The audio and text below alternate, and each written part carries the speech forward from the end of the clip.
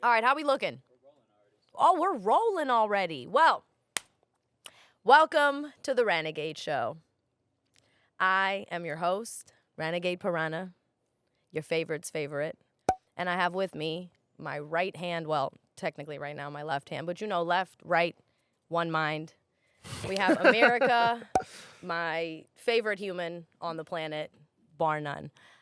So, long overdue, super long overdue, but greatness takes time. Pyramids weren't built overnight, neither was Rome, and neither was Ranagade. So here we are. It takes a little bit of groundwork, and then it takes a little bit of sky work. It's all that stuff in between. But I'm here, and I have all of the right puzzle pieces now to be able to bring these wonderful conversations that are had and this amazing feeling that we are able to harness here and conjure here to the people, to the masses. So What a America. beautiful place we are harnessing right now. Looking over Los Angeles, beautiful 70-degree day after it's been raining trillions of gallons of rain. So Trillions. But it looks so pretty. So not for nothing, after the rain, there will be sunshine. So a perfect day for us to kick it off too. Here in sunny Los Angeles, right underneath the Hollywood sign, might I add. We'll get some B-roll cut in here in a second for you, and you'll see where we are. But yeah, so we are gonna podcast forever. The plan is to now, you guys found Sasquatch, you found Bigfoot, and Bigfoot has a lot to say. I've heard a lot about this mysterious roller to the stars. I've heard a lot about this person. Who is this person? Who is the real roller to the stars? Who is this amazing perfectionist with her hands that can just pearl up anything whenever she wants to? Tell us about her. Who is she? Because that's the Wow, real that's a question. loaded- We're that's a loaded sitting question. here. We're sitting here in front of the stars. We're sitting here in front of Los Angeles, the world, and now we have a chance to really introduce Bigfoot and have Bigfoot actually grab the mic and actually say what Bigfoot needs to say. How does Yeah. Bigfoot feel about this? It's really good. I think it's a good opportunity to take something that we've developed over so many years as far as the understanding and a lot of the wisdom that goes to that.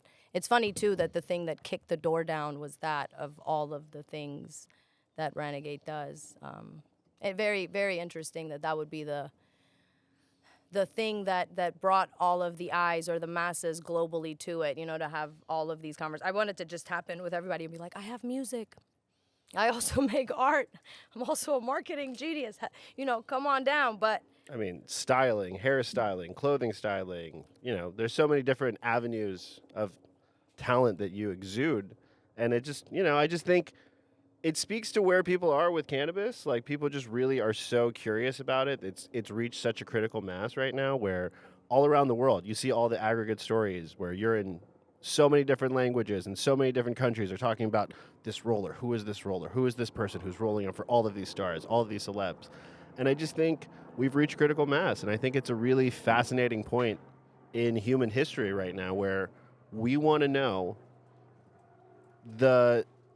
where cannabis can reach when it comes to culture, when it comes to the world. Like, where can we really sort of reach the apex? And, like, I think, you offer so many things to the world, so many interesting avenues. And I think, people just pick the salacious. They pick the sort of, ooh, that's really interesting. Cannabis. Ooh, we're in Thailand and cannabis just became legal here. We want to learn more about it. We're in Italy. We smoke weed, but we don't really talk about it, right? It's so hush hush. And in California, in Los Angeles, there's this superstar who's just rolling up for all of these celebs. Who is this person? Like, how do you get to this point in your life, And how do you get to be her brother?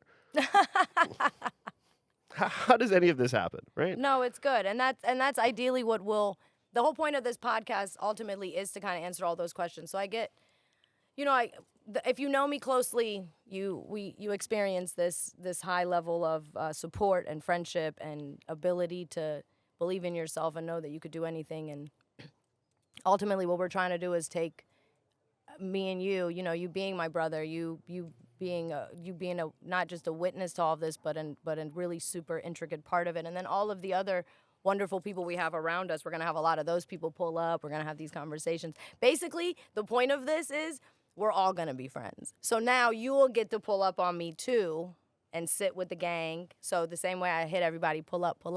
Now you get to pull up. And through that pulling up, we get to, the funny thing is, now look, I went in on everybody here this morning and I said, turn off your cell phone ringers. And I watched everybody do it. I made like real like intimidating eye contact with everyone to make sure their stuff was off. Because my phone went off during the Really No Really podcast, which actually comes out soon. So what's the most awkward place for your ringer to go off where it shouldn't? Like a funeral? Is that number one? Is that like the worst No, place? a podcast, live on air, bro. Is this worse? A funeral, you could be like, Grandma wanted to see what was going on. That's right. She sends her love. That's like, right. You could play any of these things off. Like, but when you're filming, like, what is your excuse, bro? Grandma died? Wow. I mean, that's a good excuse. Yep. Okay. Uh-huh. All right. Yep. It could have been that. But yeah, no, I would imagine anywhere where you know better. Like court on the stand. Your Honor, I'm so responsible. Oh my God. There goes Who Let the Dogs Out. That's my ringtone. Still holding it for 2003. That's right. 2003 in the house. Hey, yo, what? What's your ringtone? Who Let the Dogs Out. No, you gotta change that right now. We can't go out like that. No, put the dogs back in. The dogs are now taken care of. We take care of the dogs these days. 20 years ago when that song came out, you didn't have all of these like PETA-driven people and all of the care that now exists with the internet. The internet makes everybody now want to help a stray. Like 20 years ago, if you saw a stray, you might be like, oh no, rabies. I wouldn't say that, but somebody might say that. Now, they're like viral moment. Let me save the dog. And then you got to finish the video. So you really actually do got to bring the dog back to life. Otherwise, you don't even got a clip to post. That's the good thing with the internet. Right. I think that's the best thing with it right now. What do you think the worst thing with the internet is? The fact that life stopped being created IRL to be pumped into the URL. So everything that already happened, they're just putting that in URL now. Like no one's really trying to IRL it no more. Where I am IRL as IRL can be, which is now what we're doing right now is like they're trying to URL me. But the great thing with me is as I am an AI. But aren't we IRLing URL right now by doing this podcast? Aren't we part of the content machine that has consumed us all? No, I'm leaving I'm leaving Earth, and I'm about to go up in a cloud.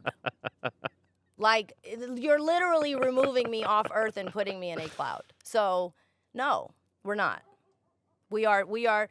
So you said, what's the worst part about the internet? The worst part about the internet is the fact that the internet made people stop creating in real life because their whole purpose now is to put all that data into the computer of what already happened, which is why ain't nothing been lit since the 90s, 2000s. Nothing else is jumping. The music ain't jumping. It's all just regurgitations of what's already been done.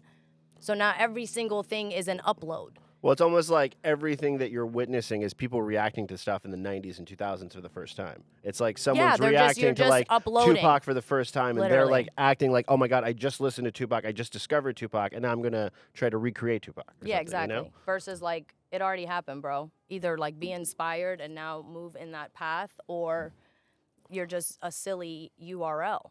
Well, I think one of the big problems with the internet, to me, one of the things I really hate about the internet is more than just everything just getting logged on. You're totally right about that. I completely agree with that. I think the worst part is that sometimes inaccuracies get logged, right? Sometimes the truth gets exaggerated, stretched, misappropriated. And I think what happened to you, I mean, when I think about the TMZ thing, like, all of the aggregates going, wild with all of this nonsense, this fake information, I think that's a huge problem too, because people not only have to combat the fact that their entire life is now recorded, every mistake you ever make now. When we were 13, we were, we've grown up a little bit. We didn't live in this age of the internet. Our mistakes when we were 13 were not, permanently cast for forever to the eons, right? Or filmed by our parents for a viral moment. Exactly. We didn't have our friends uploading us to YouTube to make fun of us, right? No. Like, we didn't grow up in that sort of mentality. And it's like, that's the thing that really worries me, is just how much fake news is affecting, and like clickbaiting your friends. Like, oh my God, I just want some clout. I'm going to post the worst moments of somebody else's life, not to do anything to help this person. I don't care about this person at all. I just want some clicks. And like, I just think it's a really sort of destructive way we look at each other. It's like, what can I get out of you instead of what, like, you are as a person? Like, I don't even like try to imagine you. I just try to think about, like, oh, that's a funny viral moment. That's a funny clip. That's a weird person, Like, we're all so, we've othered everyone else. Everyone else is an other, We don't like see people anymore. Yes. I think it's a giant freak show. I think it's all now just the weirder, the funnier. But I think that's just what happens when everybody stands around and is waiting for something to happen. Like, when you have 1,000 people standing in a crowd waiting for something to happen, somebody goes, all right. One person might be like, okay, let's sing a song. But you'd have to have a really clever singer who knew how to then like MC the crowd to like make the whole crowd have fun. Where 999 people in that 1,000-person crowd, their only idea of how to like get attention is by doing the car accident scene or doing like the dramatic, like, oh, you want content? I'll give it to you. It's like, that's not what we meant. But sure. But I think now okay. So what do you think that singer is like missing? What do you think he needs to do? Like, he or she, they, what do they need to do to, like, you're saying this singer is not getting this 1,000-person audience engaged, right? Because they're going in all these different directions. What do you think that type of person needs to do? Like, what do you think you want to do to get those people engaged in that moment? I'm an MC. That's what I'm saying. I know how to make the whole crowd interact with each other. I know how to be like, left side say, ooh, right side say, ah, ooh, ah, ooh, ah. And then I come in with like, ding, ding, ding, ding, ding, ding, ding, like, and then we can have a good time because I know how to make the crowd have fun. But that's not necessary. Like, it's a two-sided thing. Everything is a two-sided thing. So let's talk about the misinformation, right? Because we spitfire a lot of different things. So the misinformation. So now you're clickbaiting bullshit. But why? Because it's telephone. Like, most people don't call each other and say, wow, you amazing human being. You brighten my day. How you doing? How's your mom? How's your dad? How's your life?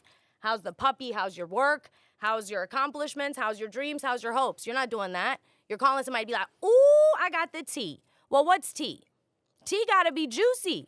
So now if you don't got something juicy to say, you might exaggerate the story to make it more juicy. Right. Two people got in a fight. Oh, well, she was trying to stab her, but she knocked the knife out of her hand. Like, oh, no, then none of that actually happened. They just got in a little scuffle. Maybe they didn't even hit each other, but to sensationalize it, you're going to say this, that, and the third.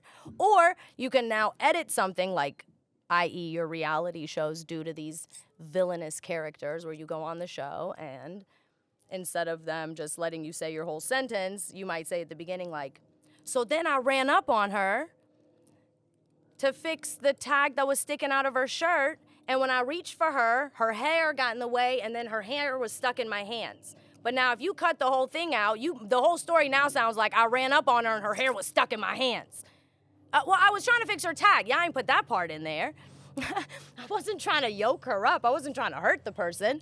Or I roll this many for all of my clients combined. Turns into, oh my gosh, let's sensationalize this legend who is internationally renowned for this thing. And now, oh, boop, I'm going to take this and this and put it together and I'm going to serve this to everybody. And in a place like LA or the world where there is millions and millions of new people coming by every day, it doesn't matter if I misinformed you. Because as long as the next dummy's clicking on it, and as long as the next, like a bad restaurant in LA can survive for a little while, maybe 2 years, and then they're out. Yeah. Like there's those hot spots where every 2 years there's a new restaurant. Why? It's a great location, people to pull up, but you're only going to bamboozle them for so long. Exactly. Right. Like you're only going to finesse people for so long before it turns into misinformation, and now you're being rude, and now you're being wrong. Yeah, I think those things are definitely tied together. People want information and they want it to be more sensational, so people lie, people exaggerate. And I think, those things are totally tied. Like why people lie about things is to get attention, and people want attention, so they lie about things. It's a cycle, People are so desperate for clout that they don't care about the truth. The truth is a casualty in a good story, That's what they say. So, but the truth doesn't need words. So I have a thing. All words are lies. All words are just fluff. They're all just fluffy little words for you to create images with. So if I paint you a picture of a plant, like right now, I paint you the skyline behind me. I could manipulate it in any way. I could change the colors. I could add a building. I could I could remove a building. As long as you could see the skyline, it doesn't matter what I painted you, because the truth is the truth is the truth is the truth is the truth. Now it just depends on how I'm painting you these words. So if I told you right now, I don't like you, I don't support you. I would cry immediately. I would just... Stop. If I said to you, I don't like you right now, I can't stand you, I don't support you, forget your dreams. Bro, you could laugh that off in a second. Like, shut up, girl, bye. I know you. I talk to you every day, Rana. We talk every single day on the phone. Stop it. I know exactly who you are. Or vice versa if I said something else. Like, as long as you're looking for the skyline, it doesn't matter what the painting looks like, right? So a lot of people get caught up on these words, but all the words are lies essentially, because they're all just a way for you to document the truth. Like, if a story happens and I write it down, essentially I'm just capturing that story to where then I can bring you lightning in a bottle, and then you can read that story later on, and now you can close your eyes and picture all these things that happened that you never saw. You never saw this imaginary world. Right, the truth is a moment. It's not a eternal reality. Right. So the eternal reality of that moment is how somebody painted the picture of it. Exactly. But then the actual how they truth, painted that moment. Right. And the actual truth will repeat itself, which is why there's like universal truth in all the religions. There's the golden message, and it's reoccurring in every sector of the world, in every culture. You go to any country, you go to any cultural background of the world, and they all practice the same thing. Like whether you're in an indigenous tribe living somewhere in a jungle or why do you think a the nomadic message has tribe, always been the same so much? Why do you think because the truth is the truth is the truth is the truth is the truth. It would be wrong for me to hit you right now. It would be wrong for you to hit me. It would be wrong for me to take something that's yours. Right. That's wrong. Like, wrong feels like wrong. Like, you know why the truth is the truth? Because we all witness life happen in front of us constantly, and we learn from life. Like, you see a succulent drops its little leaf. That little leaf will grow roots. He wants to live. Things want to live. Things want to live. Things don't want to be stopped from thriving. Things don't want to be stopped from existing. So that's your universal truth. Okay, how do things get here? Through mothers and fathers, right? So protect the family. Okay, that's universal. Don't be mean to your mom. Universal. Forgive, like love thy parents. Cool, that's universal. Don't steal from nobody. Why is it wrong to steal? Because if I just put in all of this work and you didn't, you're wrong if you come take my stuff. I just put in all the work. You're wrong. That's why it's universal truth. Because if you go to this corner of Asia or this corner of Africa or this corner of South America or that corner of North America and you steal someone's stuff in their igloo, you're wrong. If you steal their stuff out of their apartment building, you're wrong. If you steal the stuff out of their high rise, you're wrong. If you steal the stuff out of where, you're wrong. You stole from somebody. If you hurt an innocent animal, you're wrong. Like any corner of, why do Disney movies work? Because the message is universal. Like nobody wants to see a child lose a parent. No, it doesn't matter what country you're in. Simba, why is Simba the biggest grossing movie? Because there's truth right there. That is exactly the same exact messages and things that exist in all of these systems to help you realize what's right and what's wrong. Why is that wrong? Well, why was Scar wrong? He shouldn't have killed his brother. Bro, that's your brother. So do you think when someone says misinformation from you, they're stealing your truth? Because I think that's part of it. And I think what you're saying about Disney is very true, but we don't have these modern stories to kind of teach us about media literacy, to teach us about misinformation, to teach us about these things. We don't have these new modern parables to tell us about also, this. tying it right back into what we were saying before in a loop, Disney's misinformation half of it. I'm not guessing. I am not giving That's Disney no right, extra right. gas. What I'm saying is any singular person, good or bad, can take universal truth and put their little signature at the bottom of it. And then as long as 25% of your message is truth, everyone's somehow willing to ignore the other 75% of the bullshit you just said. Like, i.e., I could name a couple people right now that have a lot of people's ears that are not exemplary human beings. This is why Ranagade is here to save the day. Check my tape, bro. Run my whole tape back. The whole thing is exemplary. I was running this since day one. Right? Been live integrity since day one. You can't, I'm not stealing truth and then sneaking in some manipulative trash in there for you to now be mine. Yeah. People will come to you and be like, free yourself, free your mind. Don't let anyone have ownership over you, but tell people you're part of my gang. Yeah, I mean, as someone that kind of goes against what we're saying. I thought you wanted freedom for all. I thought we wanted an open space for people to have their own individual revolutions, right? But it's not that. So now 25% of their truth, because the truth is the truth is the truth is the truth is the truth. As long as I say, make sure you do this, this, and this, people go, oh, that's a good person. And I think you're totally right, though, about the 75%, because they sneak in their own agenda. Yep, they sneak in their own way of trying to shift the culture towards what they believe. Yep. And it's not evil necessarily. I think everyone in the world wants to shape the world to fit their worldview, right? I think that's a normal human instinct. Like, you want the world to reflect how you view the world.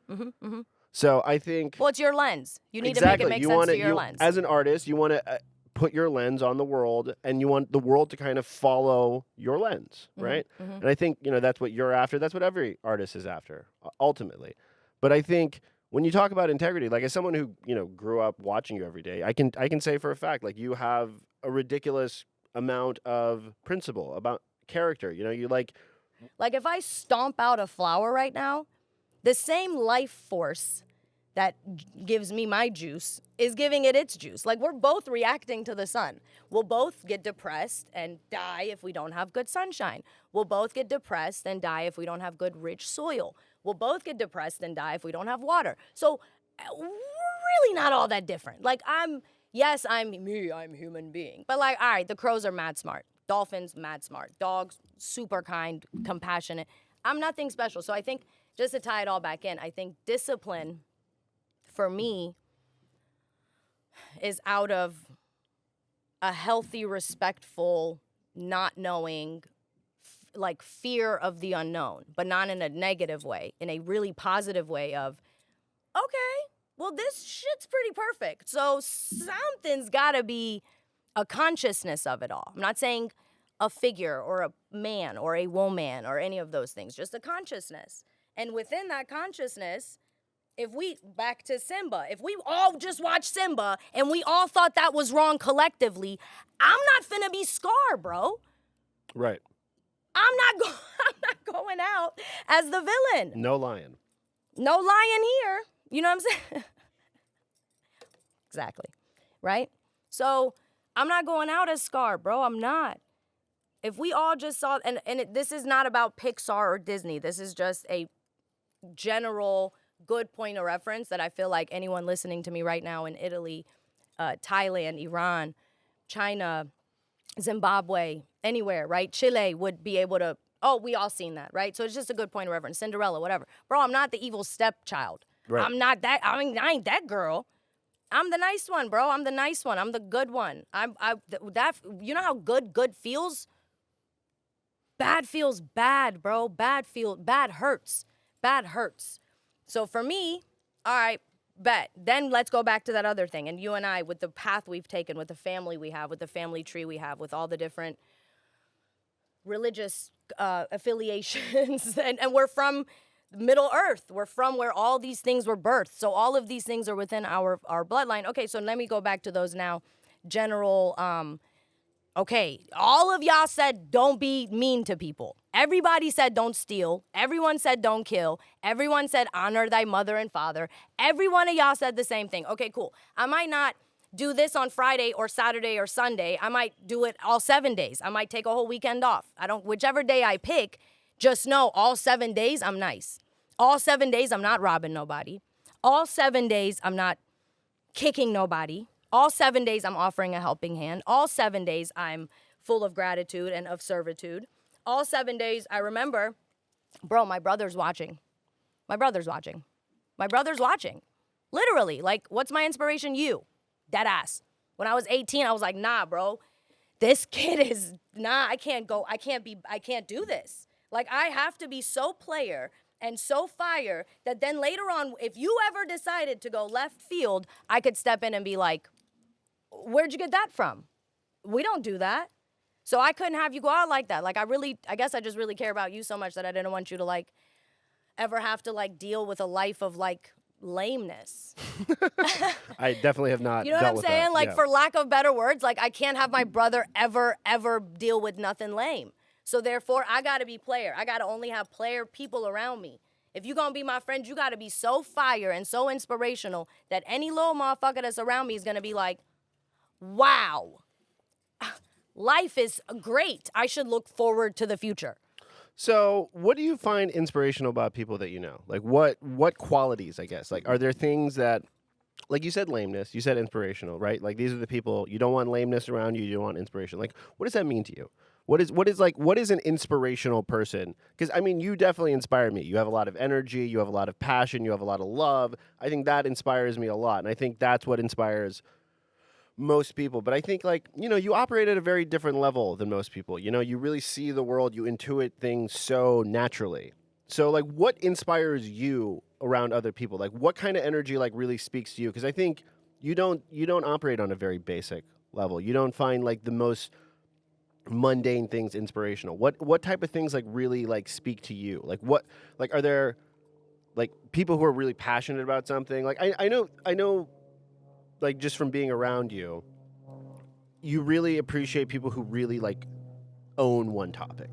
Like, this is the thing, like, they know about this is their thing, they're on it, they're all over it. Like 10,000 hour people. 10,000 hour people. Yeah, 20,000 hour people. I love dedication. I love dedication. I think, and honestly, not for nothing, and you already know, my biggest inspiration, like the people who I've seen go the hardest day in and day out, is my parents. Right. Ain't Absolutely. never folded 100%. once. No folding, not one time.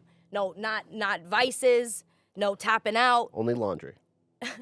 Well, no vices, no tapping out, no silly stuff, no losing sight of the goal, of the greater good. Never putting themselves before the greater good of the family, always putting the kids first. Like, people wake up and they're like, oh, I'm struggling, life is so hard. Nah, you party, bro. You're not struggling. You know what the real struggle is? Sobriety. Waking up every day, going into work. Real struggle is showing up every single day again and again and again, no matter what, knowing that there's a end goal. Okay, cool. We're digging away through the mountain to build a road. Okay, well, today I might have only dug 2 stones, and tomorrow I might feel real good and dig out a whole couple feet, right? But if I don't show up every single day, that's a few stones we didn't dig out. If you're really, that's the struggle. The struggle is showing up every day for you to finish your tunnel. Like, finish your tunnel, finish your enlightenment, finish getting to the light at the end of your tunnel. Wow. But you have to get to the light at the end of your tunnel. You have to dig through the tunnel, and every single day you have to grab a stone and carry it. And even if you only get a few steps in, cool. Sit down with your stone a few steps in. You're at least halfway on your journey. Well, I think you nailed it. I think that's the thing people miss, right? It's that everyone wants it to be perfect. They want it to be New Year's and it's a Monday, and then that's when they're going to work hard, and that's when they're going to lose the weight, and that's when they're going to try, and that's when they're going to show up. No, you show up on Wednesday afternoon when you've had a shitty day, Yep. and your life sucks, Yep. and you're going through hell, Yep. and that's when you decide to focus and Yep. work on stuff. And Yep. that's the thing about the stone. That analogy is so beautiful for that reason, because I think people get weighed down by their shame. Mm-hmm. The stone is the way, it's the shame, right? And it's like, I haven't gotten as far as I need to in my life. I'll never get there. And that stops you from moving. Yeah, no, you no, have no. to keep moving. You can't just at any point decide to stop. Yep. No matter how much you think you should have gone and how much your progress has been Yep. stunted, you have to You keep just show going. up. Because You you're just never show gonna up get every day you're for never life. gonna get where you need to get to unless you move right now. For sure. And another thing too with the whole, a lot of, like you said, a lot of people want things perfect, right? So I deal with a lot of, I have these conversations often, and quite often people are stuck on think positive. Positive. You gotta be positive. No, night and day exist. Cold and hot exist. Yeah, I think positive toxicity is a thing. Yeah. Well, light and positive, perfect. So positive toxicity, perfect word. It exists, right? And everyone's like, positive. Okay, cool. No, not necessarily just positive, because the yin and yang exist, and duality is a part of all of this. Life, death, hot, cold, bad, good, bitter, sweet. You need all of the duality. The problem is, and this is where I think through my nature and my nurture, I've been able to grasp this. Food, your favorite food. Think of your favorite dish in the world. Don't even say it, just say it to yourself right now. Okay, when it comes to you served, whether it's your grandma who made it, your mom, the favorite restaurant in the world, whatever, it comes to you. It's perfect on the plate. That same exact food, excuse my language, will be in the toilet later. Same exact food, same exact situation, right? So in life, there's the positive, then there's the negative, right? So there's the plate and there's the toilet bowl. You decide which one you focus on. Right. You inevitably will have to deal with the toilet later, right? So now if you find out, hey, maybe you're lactose intolerant, maybe you're allergic to something.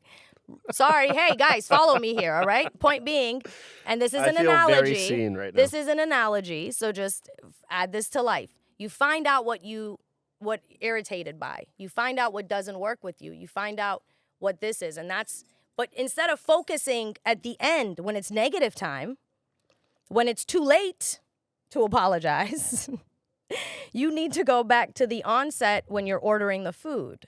You need to focus on what's on your plate. You need to focus on the positive, not in the sense of forget the negative, but in the sense of fix your positive. Fix your positive to where what you think is positive doesn't end up being negative later on, and vice versa, right? So in life, it's not so much about positive toxicity, like positive, no, bro, life sucks quite often. Your day could be half good, half bad. And then there's things that are out of our control, health issues, family issues, moving issues, those issues, the world misquoting you issues. All of these issues will arise that are out of your hand. The world even discovering you issues. I haven't posted on my IG in over a year and a half. How did I even go quadruple viral? How? Unexpected, unbeknownst to me, right? Okay, cool. Things happen. You are a superstar. Negative things happen. But positive things happen. And now your job is to focus on the positive, like you said. So instead of now, it's not so much like negate the negative or like throw it out. Negative doesn't exist. Bro, negative exists. You will have to be on the toilet later, or you will have to survive the night. You will have to survive the cold. You will have to survive, God forbid, losing people in your life. Like that's a part of life. Like I lost my dog. I lost my dog child. Like that's okay. That's the cyclical part of life. How do you process? How do you get through? How do you Now it's that. It's not so much like forget negative and act like it doesn't exist. No, it does, but you don't got to think about it the whole time. Don't think about the toilet all day, bro. Think about the food on your plate. And now order properly, Yeah, I mean, I think what you said has a lot of value in that it just depends on what you focus on, right? Mm-hmm. There's always going to be the plate. There's always going to be the toilet. I mean, it's a crude analogy, but you're totally right. That's life. Like there's good and there's life and there's death. It is a duality that is part and parcel of what makes human experience, right? So I think it's like, what do you focus on? And a thing that you said earlier that I was thinking about, you were talking about the succulent, right? Everything needs light and water, but succulents need more water than certain plants. Some people need certain more discipline than other people. And I think it's really easy, I think, for us, because of our parents, to understand discipline, to understand consistency, to really be able to have role models in our life that can push us ahead from wherever we are. That no matter what the day is, good or bad, we're moving forward. Right. It doesn't matter good or bad. It matters progress. Progress is the thing that defines life. Right? So I think going back to discipline, it's like, how do you... That plant has seen better days. Going back to discipline. That plant has no discipline. It has no spine. It has no character. No, he's just a baby. Quite frankly, plant, I'm disgusted by you. He became too and great. your behavior. No way, Reza. We would never talk to the plant like that. You are beautiful. I just did. You still I just smell did. good. He got his chlorophyll of me, so that it's not. Yeah, It's not gonna happen. All right. Well, happy New Year, guys. Kind of looks like a rabbit from the side. Look, snout or a kangaroo. Those are very different animals.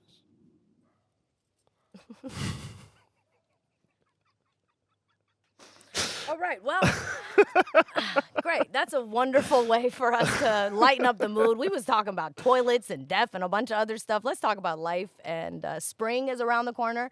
Another thing, the purpose for this is to bring all of these perspectives that we have, right? So there's projectors, and we all have a vision that we're putting on the projector screen. So this is the Ranagade projector, I guess, with Amirica involved with, because we see the same clear vision. I think the vision for the greatness is very, very clear, and that's what I think we're going to try to bring to you guys. So whether we have a flower knockover or I burn flower, I mean, you know what I'm saying? Just work through the hiccups. Flowers are going down. Flowers are going down around. Is basically the point. Yeah, the flowers are going down around here. But hey, flower power, everything is good. So yeah, you were saying you were asking me something. I feel like we were going somewhere, and then we were going somewhere. So I wanted to bring up a couple of these things. I have them saved on my phone, so I'm going to pull them up. Whenever I have any situation in my life, I usually go to you. You are the number one relationship advice giver among everyone I know in my entire life. And I think one of the really funny things is this Am I an Asshole on Reddit. What is it? Okay, so basically the premise of Am I the Asshole is someone posts a question about their relationship, and they wonder, am I the asshole? Am I the asshole in this situation, or are they? Okay, right? got you. So, and they're usually quite ridiculous. This is going to be so fun. I kind of picked some outlandish examples, not necessarily so we can talk about those so seriously, but just extrapolate it towards the bigger picture and people and situations you've seen. So. Let's go, Reza June. Let's go. Amirica. Boop. Okay, so my name is Amir Reza, for the record. She's going to call me Reza. You going to hear a bunch of names throughout the shows, I presume. These are the pre-conversations we had about, look, you're going to confuse these people and call me 82 different nicknames. Yeah, okay, well. Whatever, Gade. Anyway, am I the asshole for being honest with my daughter regarding her coding ability? I, 36 man, am a web developer for many years now and have a lot of experience. About a year ago, my daughter, 9, let's remember that age, suddenly decided she wanted to learn coding. She asked me to teach her, and I declined and explained that it is complex and I don't have the time, but would burn out from doing that after work, as it is tough, but she is free to learn it on her own. We have a whitelist of sites she can access on her laptop, and we're not afraid of searching the web. She did some teaching herself of C++, which is not a language I've used in years, and it's a bit outdated. So basically, this dad is ripping his daughter for learning coding and not wait. He basically says, I was hanging out with my sister. He basically says, I was hanging out with my sisters, and I was explaining to them that her work is a little cringy. And she likes to, she should just stick to playing games and wearing nice skirts. What do you think of fathers like this? Okay, got it. Let me, may I? All right, this is a 3-part, maybe a 4-part.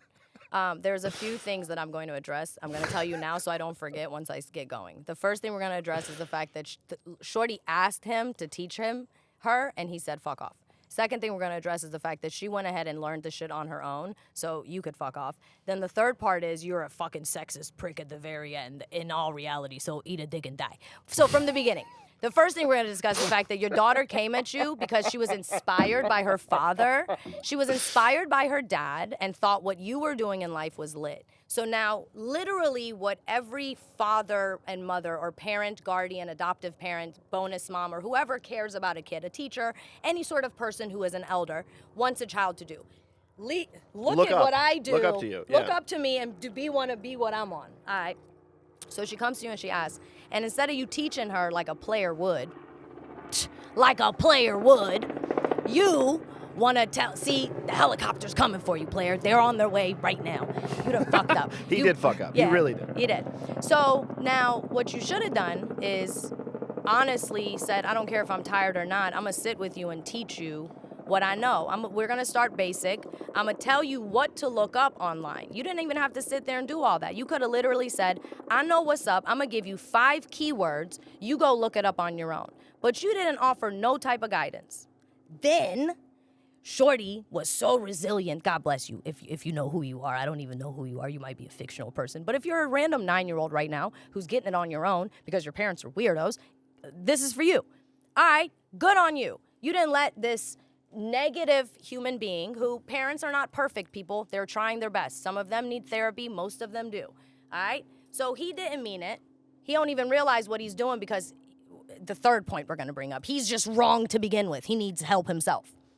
So now he's trickling that onto her and he's telling her, I don't got time for you. Now she, God bless you, resilient baby, goes and gets on YouTube, learns it on her own.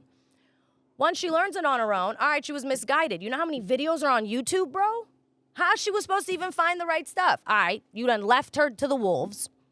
All right, now she's a wolf. Now you're talking bad about her being a cringy wolf who doesn't know what's good. Well, whose fault is that? And who does that reflect on? You, dummy. Because no one's going to go back and say, YouTube did a bad job raising your child. Everyone's going to say, you did a bad job raising your child. You did that. Although YouTube did mislead her, but you the reason she was on YouTube to begin with. You could have gave her all that info and then none of that would even happen. And then step 3, Playboy, you want nothing to begin with because in your mind you think your daughter should stick to playing games and wearing pretty dresses. You're whack. My dad he taught me how to change the oil in the car. I was chopping wood with him. I was running with him. I was exercising with him. I was literally doing all the boy things with my dad while doing girl stuff with my mom. My dad was like, nah, you're not about to be a sucker, bro.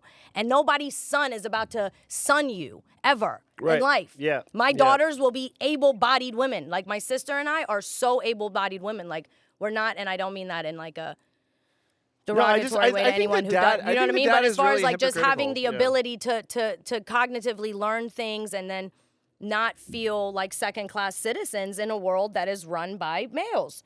As a super macho man too. My dad's the most macho man you will meet in your life. But he's not about to let some sucker man who isn't as macho of a man as him son me. You heard? So I know how to change the tire. I know how to change the oil. I know how to diagnose my car. I know how to keep myself healthy. I know how to pick things up. I know how to, like, you know what I mean? I know how to do all those things. So you're a bad dad because you think your daughter shouldn't have all those qualities in her. And that really leads to the sick world we live in now because these parents decide these situations for everyone instead of making everyone able-bodied in every capacity. Whatever your child has the ability to do, you must enhance that. All right, cool. Your kid knows how to, whatever it is. If your kid does sign language, you need to be the best signer in the world. You need to teach your kid how to everything through that sign language. Don't leave your kid alone and whatever. If your kid is this, if you got a daughter, all right, cool. That's a disability on its own in the world. You a girl. Good luck. Like, all right, well, who's gonna teach us how to like be tough? Who's gonna teach you how to say no? Who's gonna teach you how to walk in with your head held high? Shake a firm handshake. Who's going to teach you how to sit properly? Who's going to teach you how to walk in and not have your only value be your body or your giggly laugh? You are. You're going to teach us. You're our father. And you're going to teach us how to code too. And we're going to be princess programmers and we're going to all be happy. Yes. Okay. So the dad is awful all around. Like the dad needs help. So dad, we love you too, bro. You need to really check your shit. You know what I'm saying? Like really like tap in and realize like just quickly, that's not cool. The dad to me is very hypocritical in the sense that like he should really respect his daughter for wanting to be like him. Bro, right? Like From that, off he top. should really just take that as like, oh my God, my I'm daughter lit. loves me and wants to be like me. Yeah, I'm cool, bro. And the fact that he missed all of that in this like weird cringy thing, I don't know. It's just some people can't take compliments. Ugh, I think know. that's one of the big problems is that people can't take. And I think parents can't take compliments from their kids. I think that's a really big issue with parents and kids because kids look up to their parents and parents do not realize that their kids are complimenting them. You know? And then they get mad when the kid is idolizing a celebrity. Okay, so I have another fantastic, Come on. another Keep it fantastic pushing, one keep for it you. pushing, And keep it this pushing. one, I have a series of. I'm going to read it to you, and then I have some questions afterwards. Okay. I'm 30 male, and my wife Katie is 27 female. We've been married almost 5 years. Katie is amazing and the cutest, sweetest person ever. I adore her. Katie is especially cute when she's looking for something and can't find it, walking around with her nose scrunched and talking to herself out loud. Something asking. Who's Katie? Katie's this guy's wife. Okay. Sorry, I And missed that. and he's basically saying that his wife is really cute when she loses something, and she walks around asking, "Where are the keys? Where's Mr. Key? Where can I find the keys?" Yo, he's hiding her shit on purpose. Exactly. I'm out. That is exactly where this is going. This man has been hiding her stuff on purpose 2 to 3 times a week. Her keys, purse, pen, phone. And every time Katie scrunches her face and talks to herself and asks the object where it is and why it's hiding from her, I always help her find it after a few minutes and put it back to its regular spot and say, "Oh, we must have overlooked it." Katie is always happy to find what she's looking for, and I get to enjoy my wife being the adorable, quirky... He's a serial killer. Run, Calls Katie. her adorable and Katie, quirky. run. Katie, So- Katie, run. So this guy was hanging out. This guy was hanging out with Katie and her friends, and they're both a little bit older.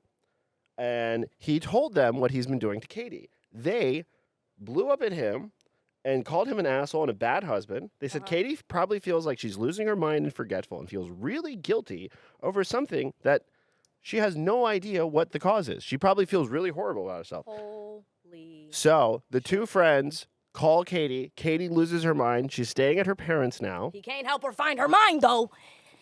I tried explaining. I only do it because Katie is so darn adorable when she's a bit frazzled. And it's a little joke, but they all refuse to listen to me.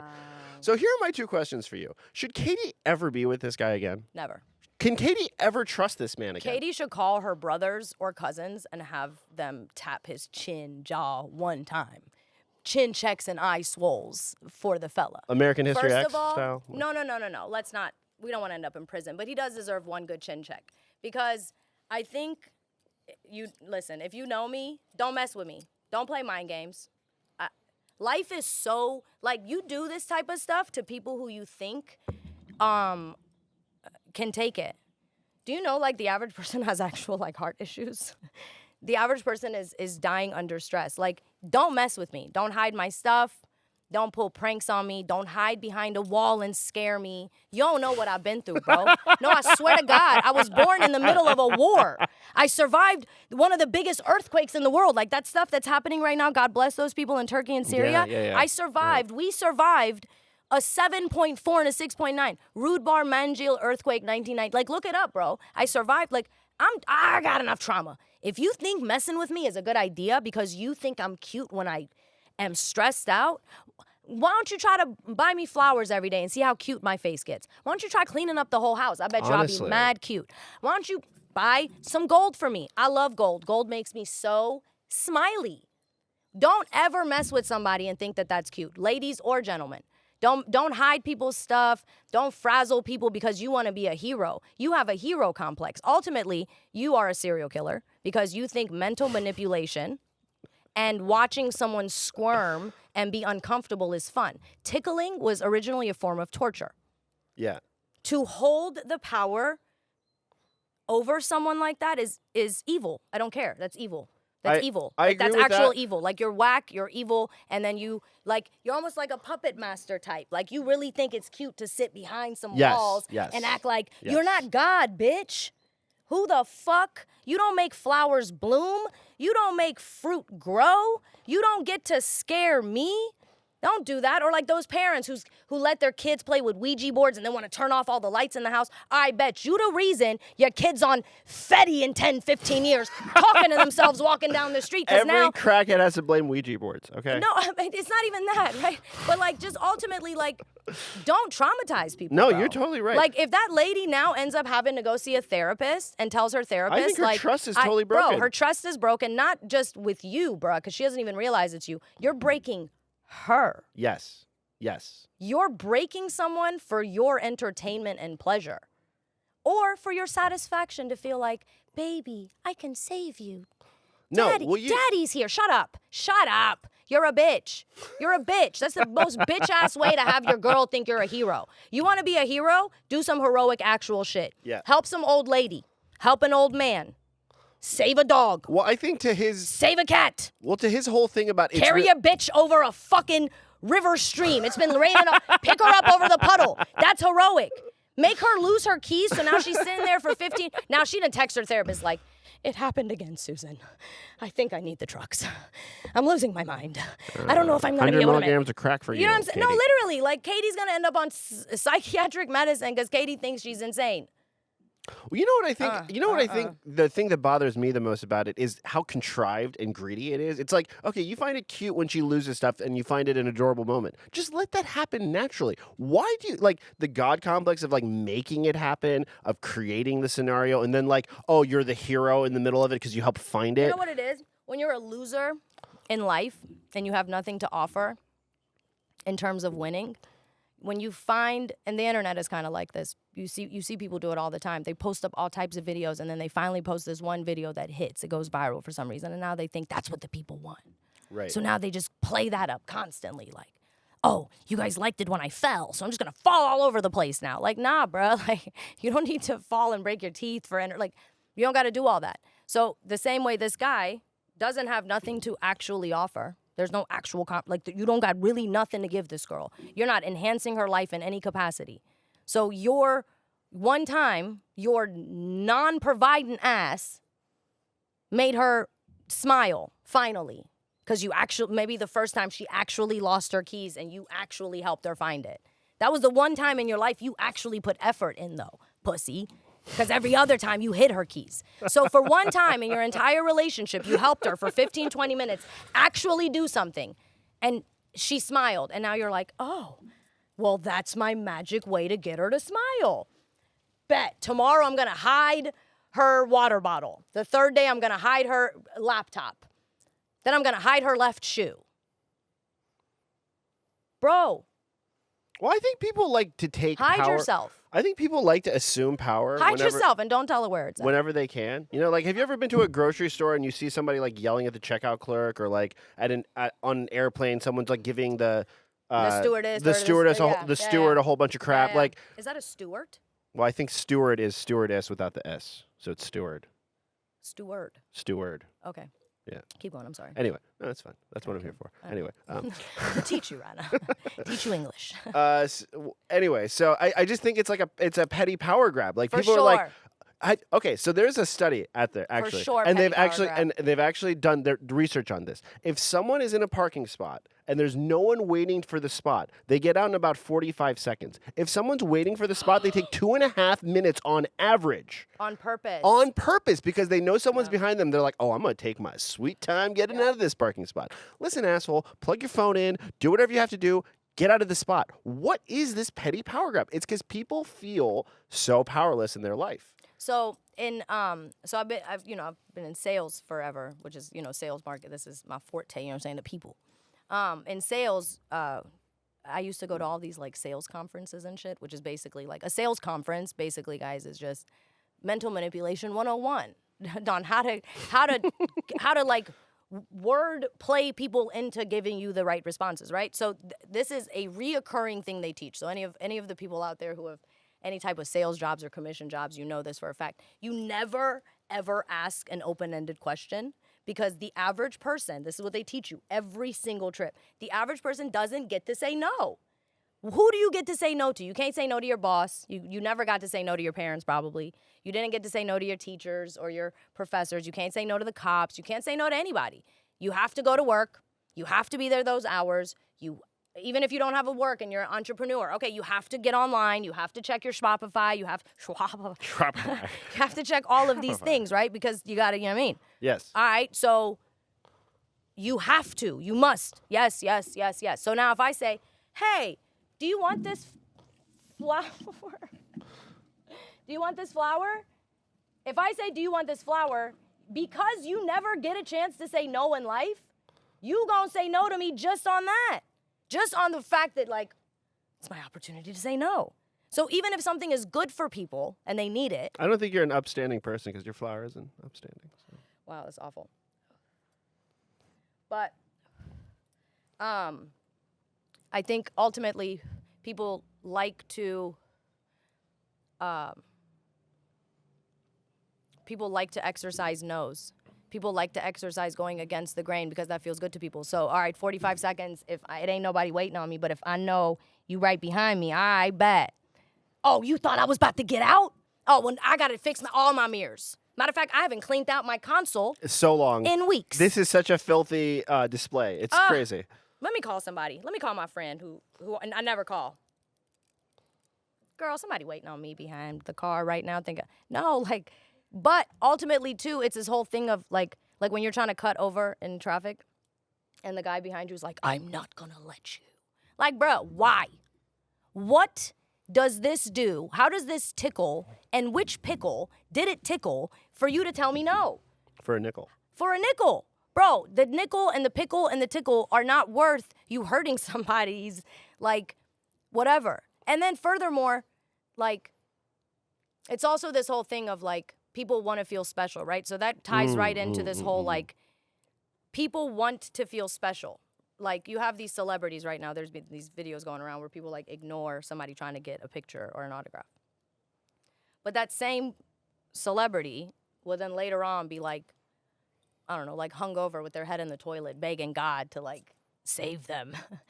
I promise. Like, you want God to listen to you, but you're not even listening to your one fan trying to get a picture with you. But you want some magical creature in the sky to override 8 million billion other people trying to get their word in and listen to what you got. Yeah, but have you seen how many followers they have? Yeah, right. Like, God should be listening, right? Like, God should be tuning in. I think God, it's followers for God. Yeah, so I think ultimately the average person, and that ties right back into even originally we were talking about, like, discipline and all this. Like, you're not special, bro. You're not no different than the dog, the cat, the tree, or anything else. Do you think on humility this planet is a big part of discipline?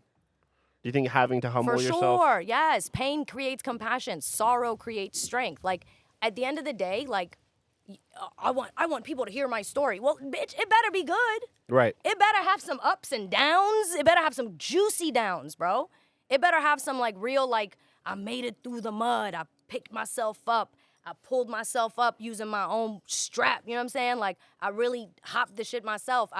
I didn't stand in the middle of the ditch and say I can't get out. I used the mud at the bottom to create a lot. Like, okay, I used my brain and I got out. So, but if you don't have that story at the end of the day, what's your story, right? Like, so the struggle does make that. You do need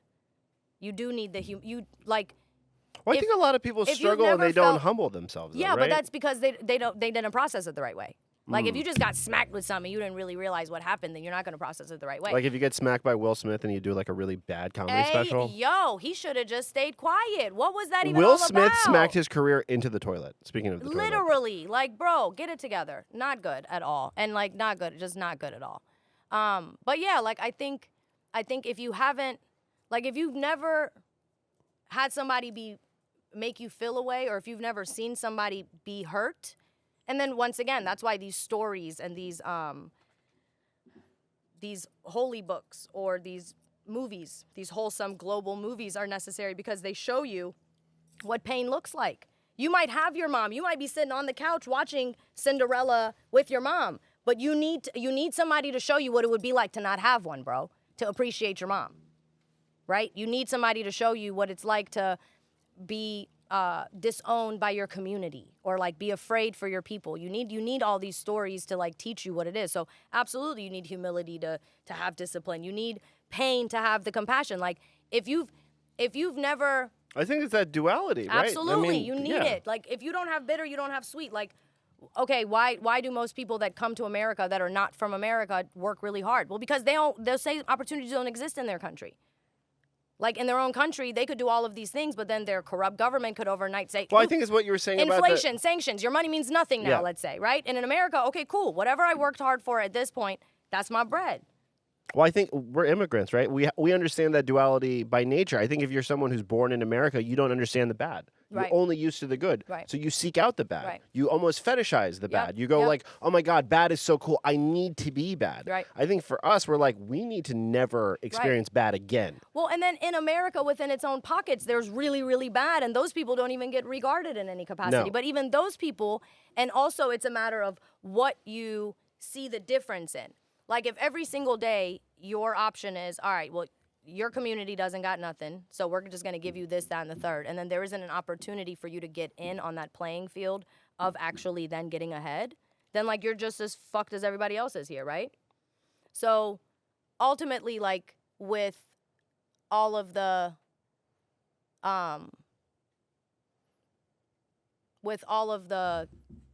displacement and all of that other shit that happens with people trying to, you know what I'm saying, get ahead, I feel like the bitter does create the sweet. Mm. Yeah, and I think that's, that's really what we're talking about is how, we're talking about good things, they can be bad. We're talking about bad things, they can be good. Everything can go whatever direction. Are you focusing on the toilet? Are you focusing on the plate? I think that's a really good lesson in life is what do you focus on, right? Right, that part. On that note, since I lost track of my last thought, you know what I'm saying? That lets you know. I think that helicopter was looking for it. Definitely. The crows, and then there's like bugs crawling on the ground that distracted me. So, on that note, we could wrap it up, yes? I think so. What are we thinking here, guys? Yes? We've been going for an hour? Okay, so maybe just wrap up the last thought. I don't know what the fuck I was saying. I lost track of what the fuck I was saying. As Dr. Phil, I got something to tell you. You got to watch out for women. You don't know what women are thinking. I'm Dr. Phil. I don't know. Well, Dr. Phil, it's been wonderful. So the Ranagade podcast essentially will be, we're going to do this often. This episode, you might see it, you might not. You know what I'm saying? Because it's ground zero. And this is starting off day one. We have the perfect squad here. I'm gonna have nice, lovely guests pulling up. We have all the components necessary to bring you what you need and to give the people, what they require and what they deserve, which is a great conversation and maybe some gems and some jewels that we drop on you. So ultimately, follow the Ranagade Show. Like the Ranagade Show. Tell your friends about the Ranagade Show. Commit to the Ranagade Show. Commit to the Ranagade Show. Fight for the Ranagade Show. Yeah, do all those things. But ultimately, we are going to, the boys, the W.E.B., the boys, have been running their mouths for a really, really long time and not really even saying nothing player. You know what I'm saying? So tune in, get your life. We're friends. We're besties for the resties. Subscribe, all of that. Tell your friends Ranagade and Amirica are here to stay, and we're going to bring you lots and lots of amazing sound bites, you know what I'm saying? Gems, things Tune for your in, brain. turn on, drop out. That part, you feel me? So we love you. Thank you. Holla. Holla, holla, holla, holla.